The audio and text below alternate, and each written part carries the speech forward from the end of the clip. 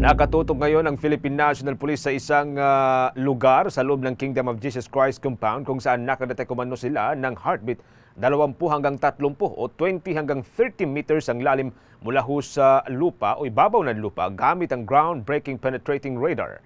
Ayon kay Philippine National Police spokesperson Colonel Jean Fajardo, ginamit nila ang detector na ito ginagamit ang detector na ito tuwing search and rescue operations kapag may kalamidad at paghahanap ng sign of life.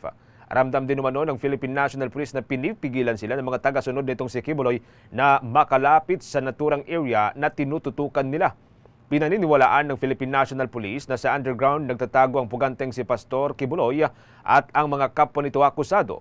Kasunod nito ay tiniyak nitong si Fajardo na malapit na nilang matunto ng secret entrance ng underground na ito.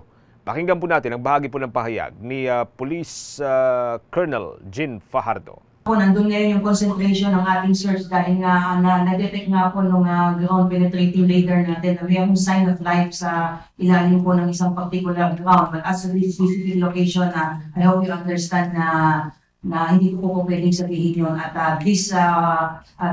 yesterday po ay ramdam na natin yung resistance nung mga miyembro po ng POJC. Ayaw po talaga nila tayo, patuloy nila tayong pinapaalis sa lugar na concentration natin ngayon at binabantayan po natin yan at naniniwala tayo, kausap ko lang kanina si General Torre at naniniwala tayo na malapit na natin matutunan kung asaan itong secret entrance at labusan itong particular place po.